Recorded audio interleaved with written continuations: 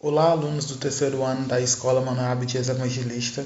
Aqui é o professor Jefferson. Hoje nós iremos estudar um pouquinho sobre vanguardas europeias, um conteúdo de literatura que recorrentemente cai nas questões do Enem, tá certo?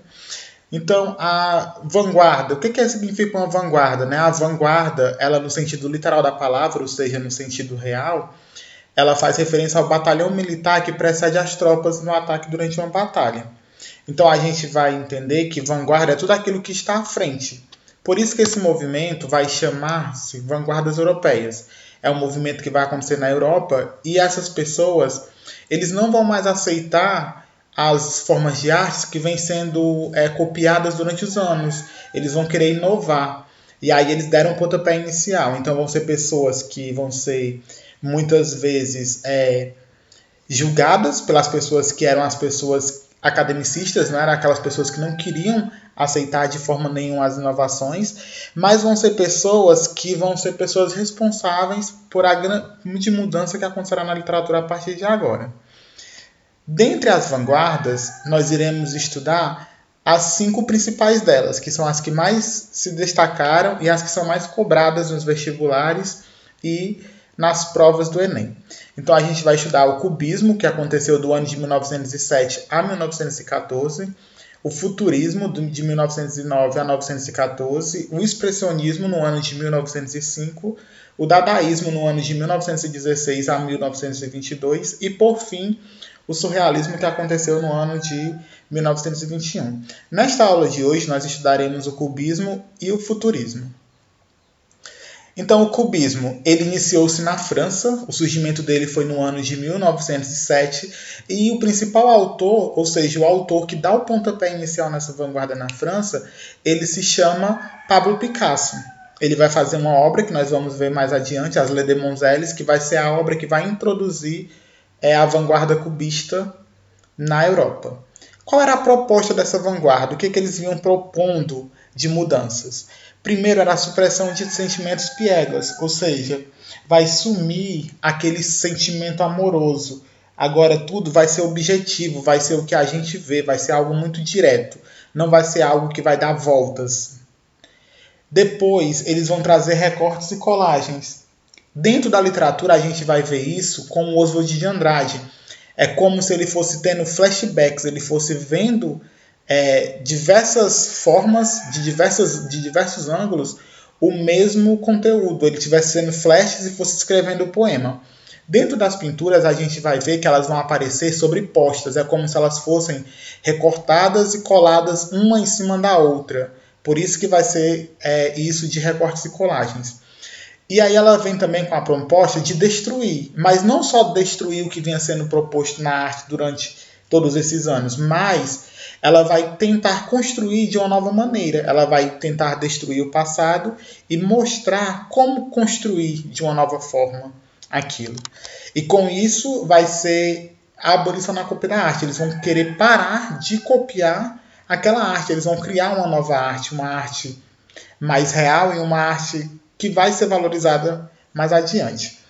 Então a gente vai ter a mudança de planos e de perspectivas e a decomposição das formas geométricas. Então a vanguarda cubista, ela se caracteriza muito por isso, né? Talvez a principal característica dela vai ser as formas geométricas. Vai aparecer muitas vezes na imagem o arco, a reta, o círculo, o retângulo, o triângulo, mas eles não vão ser perfeitos, vão ser meio distorcidos. E aí ela vai poder ser vista por diversos ângulos, que é o que eu disse lá do poema do Oswald de Andrade. Como se ele fosse mudando o ângulo e fosse escrevendo no poema o que ele estava vendo.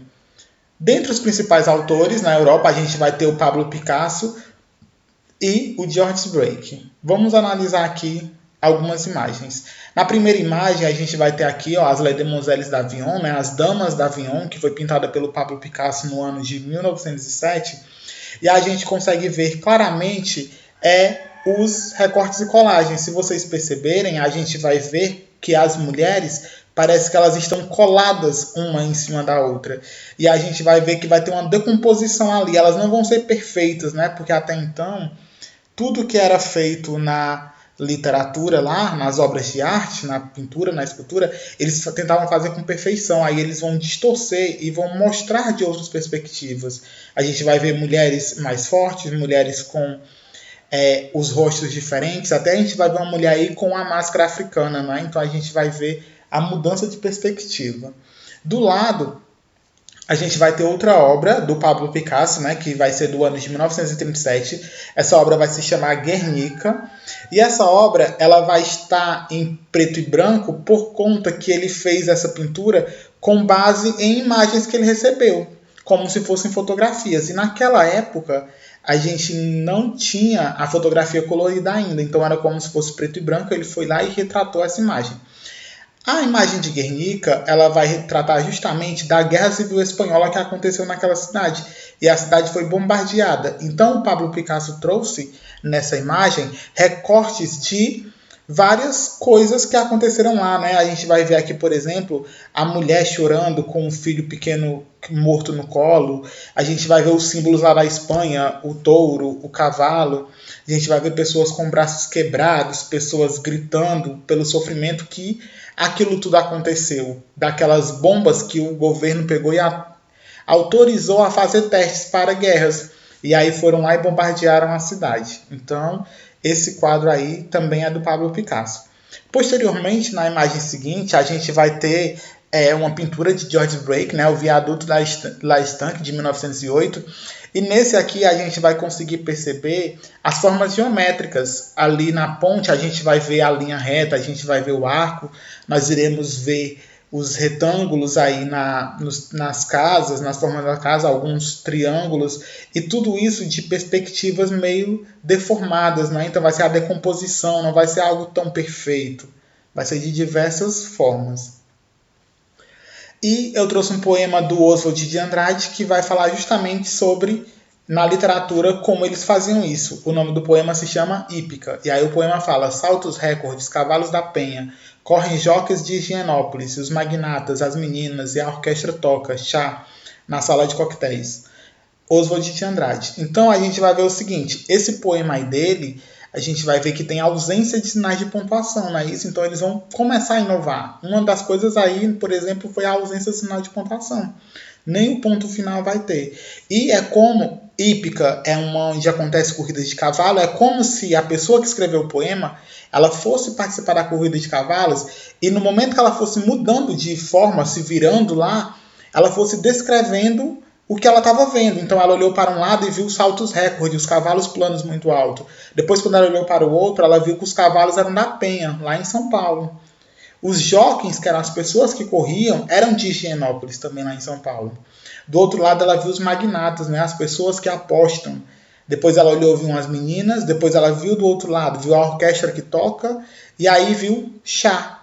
E tinham algumas pessoas ali, junto com esse chá, lá na sala de coquetéis. Então, como a hípica é uma coisa rápida, a corrida de cavalo é algo muito rápido, ele pegou e fez o poema sem pontuação, para que nós pudéssemos ler o poema de maneira rápida. Saltos recordes, cavalos da penha, correm jockeys de Higienópolis, os magnatas, as meninas e a orquestra toca chá na sala de coquetéis, para ser bem rápido, igual a uma corrida de cavalo. Chegaremos agora na segunda vanguarda que nós iremos estudar hoje, e ela se chama futurismo. Essa vanguarda, ela também inicia na França, ela inicia no ano de 1909. E quais são as propostas dessa vanguarda?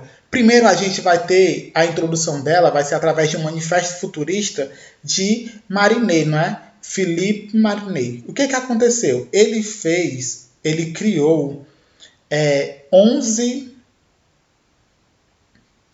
Ele vai criar desse manifesto 11 itens que vão proclamar a ruptura com o passado. Eles vão querer deixar o passado para trás e vai ter a identificação do homem com a máquina, a velocidade e o dinamismo do novo século. Então, se a gente fosse descrever a palavra futurismo em uma única palavra, seria velocidade. Essa daqui é a vanguarda da velocidade. As imagens vão aparecer em movimento, vão dar ideia de movimento, ou melhor dizendo, né? Vão parecer que nas pinturas os objetos estão se movendo, eles estão andando. Justamente para dar essa ideia de movimento e de velocidade. E aí, dentro do Manifesto Futurista, ele criou 11 itens, né? O primeiro item falava o seguinte: nós queremos cantar o amor ao perigo, o hábito da energia e do destemor. Então, esse manifesto foi um manifesto introdutório da vanguarda futurista. Ele ia ter o quê? Ideia de movimento, atitude e reverência. Então, vai dar a ideia de movimento. O próprio manifesto vai dizer isso, né? Depois vai ter a destruição de códigos. Então, eles vão destruir tudo que vinha sendo proposto na arte até então. E aí vai ter uma arte agressiva, aquela arte mesmo que as pessoas naquela época vão dizer que é arte deformada, que não é arte, não vão considerar arte, não é isso?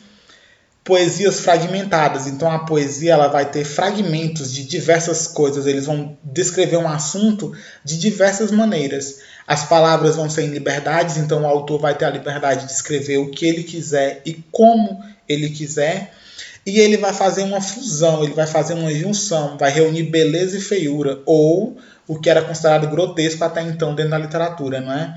Então ele vai trazer coisas belas e vai misturar com coisas feias, porque ambas existem.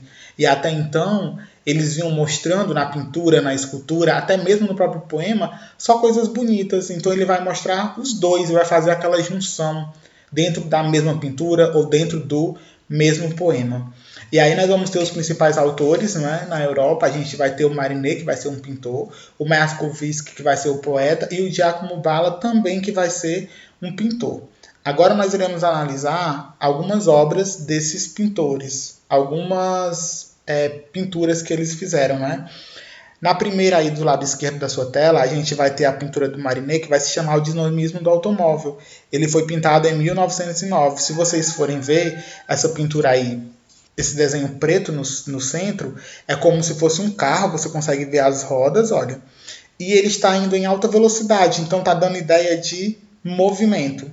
A segunda pintura, que é a do Giacomo Balla, que se chama O Voo das Andorinhas, que foi pintado em 1913, você pode ver aqui, por exemplo, diversas andorinhas voando, ó, e como se elas estivessem batendo as asas, da ideia de movimento. Então, esse movimento vai causar uma deformidade na arte, né? Já que eu vou pintar alguma coisa que não está estática, não está parada. E aí vai reunir o que as pessoas diziam que era um grotesco, que era um feio, né? Que não era perfeito, juntamente com o que é bonito, e vai mostrar isso, a ideia de movimento. Aí, chegando na literatura, a gente vai ter um poema, por exemplo, de Mário de Andrade, que vai estar lá dentro do livro Paulista e a Desvairada, que se chama Ode ao Burguês. Que ele vai falar o seguinte: eu insulto o burguês níquel, o burguês burguês. A digestão bem feita de São Paulo, o homem curva, o homem nádegas, o homem que, sendo francês, brasileiro, italiano, é sempre um cauteloso pouco a pouco. Eu insulto aristocracias cautelosas, os barões lampiões, os condes joões, os duques urros, que vivem dentro dos muros sem pulos e gemem sangres de alguns mil réis fracos, para dizerem que as filhas da senhora falam o francês e tocam os príncipes com as unhas. Eu insulto o burguês funesto, o indigesto feijão com toucinho, dono das tradições. Fora o que aos garismos amanhãs, olha a vida dos nossos setembros, fará sol, choverá, alequirnal, mas a chuva dos rosais, o êxtase fará sempre sol.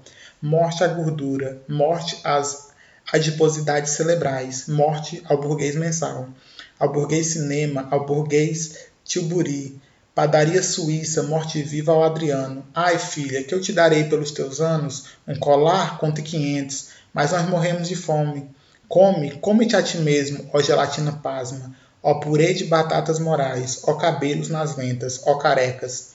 Ódio aos temperamentos regulares, ódio aos relógios musculares, morte à infâmia, ódio à soma, ódio aos secos e molhados, ódio aos sem desfalecimentos nem arrependimentos, sempre internamente os mesmíficos convencionais, das mãos nas costas, marco eu o compasso, eia, 2-2, primeira posição, marcha, todos para a central do meu rancor inebriante, ódio e insulto, ódio e raiva, ódio e mais ódio, morte ao burguês de giolhos, cheirando religião e que não crer em Deus, ódio vermelho, ódio fecundo, ódio cíclico, ódio fundamento sem perdão, fora o bom burguês.